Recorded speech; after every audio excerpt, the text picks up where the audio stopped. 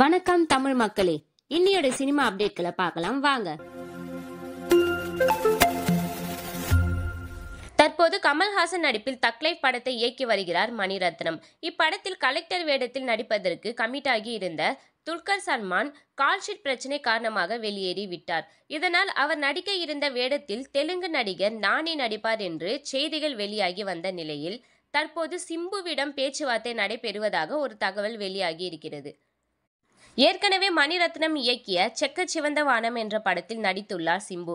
இந்த தக் லைஃப் படத்தில் இணைந்தால் முதல் முறையாக கமல்ஹாசனுடன் அவர் இணையும் படம் இதுவாக இருக்கும் என்றும், மேலும் சிம்பு நடிக்கும் 48வது படத்தையும் கமல்ஹாசனின் ராஜ்கமல் பிலிம் தயாரிக்கிறது என்பது குறிப்பிடத்தக்கது. இயக்குனர் மாரி செல்வராஜின் 5வது படத்தில் துருவ் விக்ரமுடன் அனுபமா இணைந்து நடிக்க உள்ளதாக படக்குழு அதிகாரப்பூர்வமான அறிவிப்பை வெளியிட்டுள்ளது. பிரபல முன்னாள் இந்திய கபடி வீரர் மனதி கணேசனின் வாழ்க்கை வரலாறை மையப்படுத்தி இப்படம் உருவாக உள்ளது என்று தகவல் வெளியாகி உள்ளது. ஜவான் படத்திற்கு பிறகு தமிழில் விஜய் நடிப்பில் தான் இயக்கிய தெரி படத்தின் ஹிந்தி ரீமேக்கை தயாரித்து வருகிறார் அட்லி. இதையடுத்து அவர் அல்லு அர்ஜுன் நடிக்கும் படத்தை இயக்குவார் என்று கூறப்படுகிறது. மேலும் அட்லியும் அவரது மனைவியாகிய பிரியா அட்லியும் தொடர்ந்து தங்களது ரொமான்ஸ் புகைப்படங்களை சோஷியல் மீடியாவில் வெளியிட்டு வருகின்றனர். இது போன்ற சினிமா அப்டேட்களை ஷார்ட் அண்ட் ஸ்வீட்டா தெரிஞ்சுக்க மறக்காம எங்க சேனல் சப்ஸ்கிரைப் பண்ணுங்க. தேங்க்யூ ஃப்ரெண்ட்ஸ், பாய்.